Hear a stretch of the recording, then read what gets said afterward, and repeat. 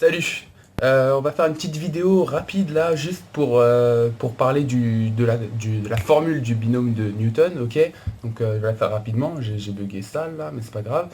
On va essayer de la démontrer rapidement, d'accord? Et puis on va voir à quoi elle sert et dans quelle situation elle est très très pratique. Let's go! Donc on y va. La formule de binôme, qu'est-ce qu'elle dit? Elle nous dit que si on prend a plus b à la puissance n, si on veut calculer a plus b à la puissance n, d'accord? Alors, c'est donné par cette formule, la somme des k parmi n, des a puissance k, b puissance n moins k, pour k variant de 0 jusqu'à n. D'accord? Alors, on va l'expliquer, cette formule, on va dire c'est quoi ces trucs qui interviennent dedans. Alors, a plus b puissance n, d'accord, vous avez déjà calculé des trucs comme ça quand vous étiez au collège, quand vous avez vu les identités remarquables en troisième, par exemple, d'accord, comme a plus b au carré. Alors, a plus b au carré, c'est égal à quoi? C'est égal à a au carré plus 2ab plus b au carré, ok? C'est une identité remarquable, c'est un truc qu'on fait apprendre bêtement aux étudiants, aux collégiens de troisième, alors qu'ils pourraient le démontrer parce qu'ils savent que a plus b au carré, c'est tout simplement égal à a plus b facteur de a plus b. Et la distributivité, c'est un truc qu'on voit avant la troisième. Donc on distribue hein, a au carré plus ab plus ba plus b au carré.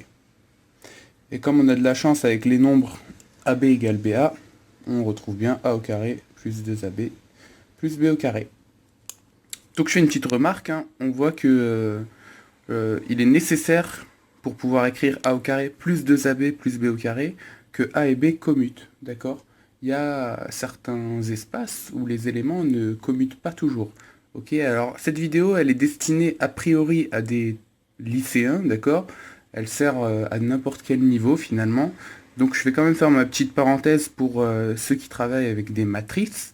Donc vous savez que dans l'ensemble des matrices, pour deux matrices M1 M2, d'accord, M1 et M2, M1 fois M2 n'est pas toujours égal à M2 fois M1. Les matrices ne commutent pas tout le temps, d'accord. On peut faire un exemple.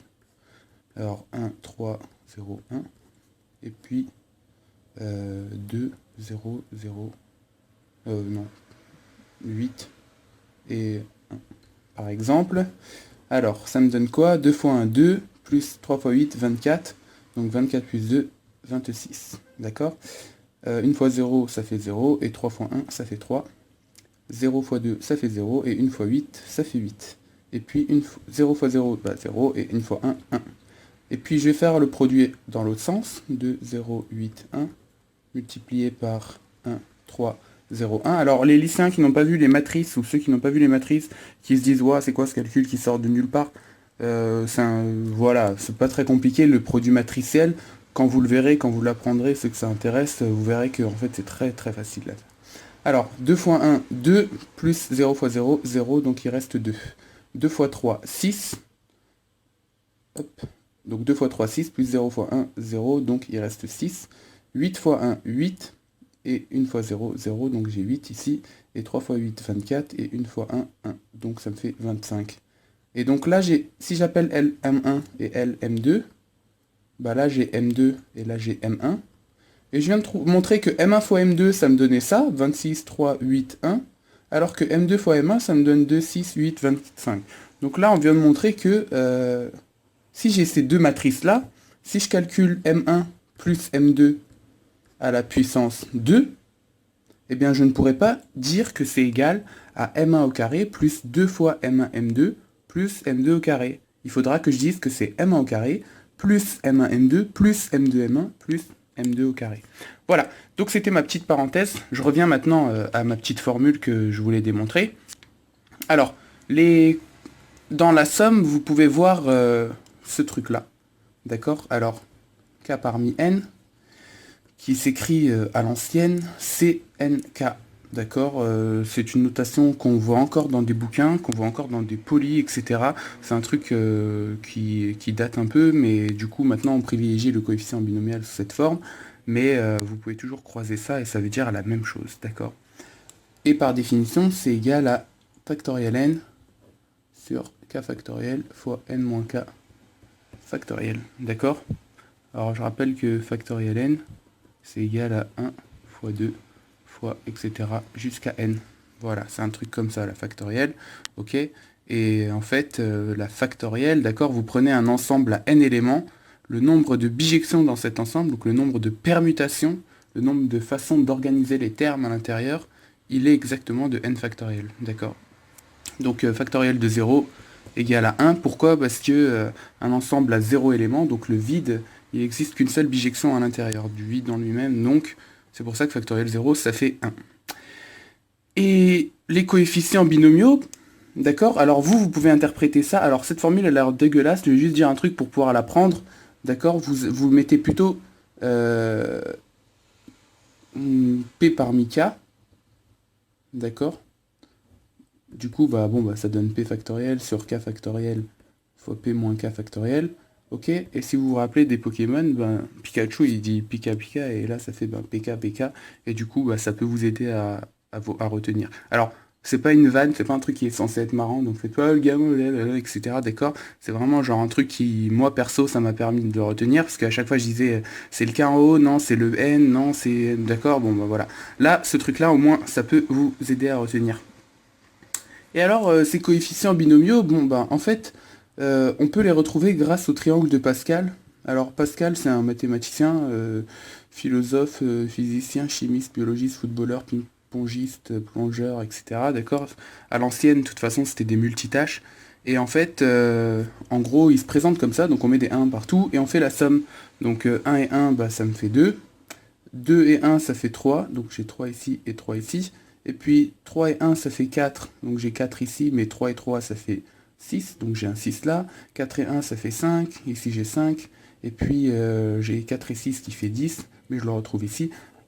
On peut remarquer qu'il y a une symétrie dans ce triangle, et il se trouve que ces coefficients-là sont exactement les k parmi n, donc on peut les retrouver grâce à ce triangle de Pascal, d'accord? Et alors je fais une petite remarque au passage, d'accord?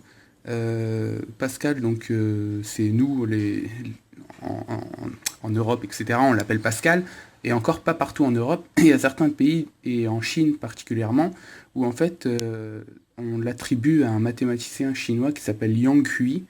Donc Yang Hui, un Chinois qui fait des nems tout tard, travaille 24 heures sur 25, etc. De travaille 48 heures même tous les jours. Donc, ouais, calme. Voilà, donc lui c'était un mec qui aussi a travaillé là-dessus, d'accord? Alors faut savoir un truc, c'est que les mathématiciens, genre des fois, ils travaillent chacun dans un bled différent, sur des bails différents, enfin sur le même bail plutôt, et ils trouvent des résultats de façon, donc chacun de son côté, mais ils retrouvent la même chose. Donc déjà c'est bien, parce qu'au final, au moins il y a une cohérence, et puis, du coup, dans un pays, on va dire non, c'est lui, et puis dans un autre pays, on va dire non, non, c'est lui, il l'a trouvé. Donc, après, ça n'a pas d'importance. Ce qui compte, c'est que ça a été trouvé, et que ça marche très bien, et que ça nous sert surtout. Donc, je reviens à notre formule, parce que c'est quand même ça le but de la vidéo. A plus B à la puissance n. Comment on peut la démontrer? Par récurrence, d'accord? Donc, A plus B à la puissance 1, c'est égal à A plus B. Et puis, d'après ma formule, c'est censé être égal à la somme, donc n égale 1, donc pour k égale 0 jusqu'à 1, des k parmi 1, a puissance k, b puissance n moins k. Mais n égale 1, donc 1 moins k. Et puis je vais la développer. Quand k égale 0, voilà, c'est un peu flou, remets-toi, caméra, merci beaucoup. Ça me donne 0 parmi 1 fois a puissance 0, b puissance 1, plus 1 parmi 1, a puissance 1, b puissance 0. Alors, 0 parmi 1, combien ai-je de chance de tirer 0 billes parmi une bille? Une seule chance, c'est de ne rien faire. Donc 0 parmi 1, c'est égal à 1. A puissance 0, c'est égal à 1. Et b puissance 1, c'est égal à b. Donc tout ça, c'est égal à b. Et puis, combien ai-je de chance de tirer une bille parmi une bille? Une seule, c'est de la prendre, tout simplement. Et du coup, 1 parmi 1, c'est égal à 1. Et 1 puissance A puissance 1, c'est égal à A. Et vous l'aurez compris, on retrouve, donc ce truc-là qui vaut 1, on retrouve A plus B. Et c'est bien ce qu'on était censé trouver. Donc ça, c'était pour notre initialisation. Ok, je fais une preuve par récurrence. Et puis si je veux calculer A puissance B à la puissance n plus 1, c'est tout simplement égal à A plus B à la puissance n multiplié par A plus B. Mais d'après mon hypothèse de récurrence, parce que j'invoque un rang n pour lequel ce bail est vrai. Donc je dis soit n tel que ce machin est vrai, je vais voir est-ce que pour n plus 1 ça marche. Bon ben du coup, j'ai ça, et ça me donne quoi? Ça me donne finalement A plus B multiplié par la somme des k parmi n, A puissance k, B puissance n moins k. Alors vous aurez compris, A puissance k, B puissance n moins k, juste un truc, les puissances, j'aurais pu mettre A puissance n-k et B puissance k, c'est exactement la même chose, en fait on s'en fiche complètement. Au bout d'un moment les termes vont chacun avoir les mêmes puissances, donc c'est pas très important. Et ce qui compte, c'est qu'on remarque que le n-k, c'est un terme qui a l'air un peu chiant à manipuler, et du coup on le met sur le terme le plus simple. Par exemple, si vous avez 1 plus 1, non, 8 plus 1 à la puissance n, c'est ce qui est ridicule, parce que ça fait 9 à la puissance n, d'accord? Mais du coup, ça nous ferait somme des k parmi n des 8 puissance k et 1 puissance n-k. Je mets la puissance chiante sur le 1, parce que ça, de toute façon, ça vaut toujours 1. Du coup, il reste juste la somme des k parmi n des 8 puissance k. Donc voilà, c'est une petite parenthèse. Alors, une parenthèse qui est utile, parce que là, j'ai mis des 8 et 1, mais si ça avait été des matrices, d'accord, ben mon 1, ça aurait été ma matrice diagonale. D'accord? Donc, si j'ai une matrice diagonale, par exemple, ben, la puissance dessus, elle va juste affecter les termes diagonaux. Alors que sur une matrice qui n'est pas diagonale, ça aurait été très moche. Et du coup, bah, je récupère ça, et du coup, ça me fait A fois la somme des k parmi n des A puissance k, B puissance n moins k, plus B fois la somme de la même, en fait, k parmi n, B puissance A puissance k, B puissance n moins k.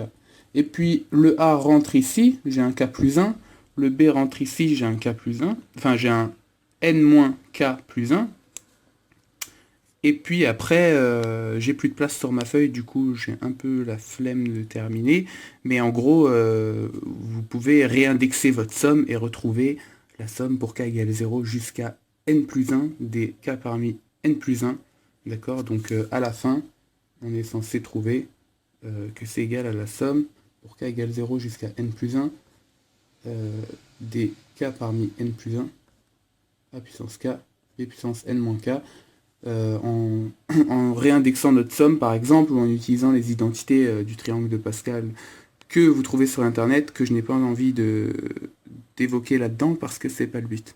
Voilà. Donc j'espère que cette vidéo elle est claire, d'accord? C'est une formule super cool, d'accord? C'est un truc qu'on utilisera tout le temps. Alors une des utilisations les plus fréquentes personnellement que j'ai rencontrées, c'était pour des matrices, d'accord? On fait une réduction d'un fort par exemple, on a une matrice, une partie nilpotente et une partie diagonale. On sait qu'elles commutent, c'est super génial, et puis qu'est-ce qu'on fait? Bon ben on les colle là-dedans, on prend notre nilpotente n plus diagonale et on veut calculer à la puissance n, eh bien on colle la puissance sur relou sur la diagonale, la puissance simple sur la nilpotente au bout d'un certain rang elle est nulle, et puis après c'est vite terminé, d'accord? Donc voilà, j'espère que vous avez kiffé et que vous avez compris surtout, et puis je vous dis à bientôt. Désolé, ça tremble un peu parce que je suis en train de tenir ma caméra tout simplement, mais bon, voilà. N'hésitez pas, si vous voulez la partager ma vidéo, si vous voulez la liker, si vous voulez vous abonner à la chaîne ou liker la page d'Afman sur Facebook, et puis à m'envoyer surtout vos questions sur le groupe mathématiques-questions sur Facebook. Ciao les gens, bye.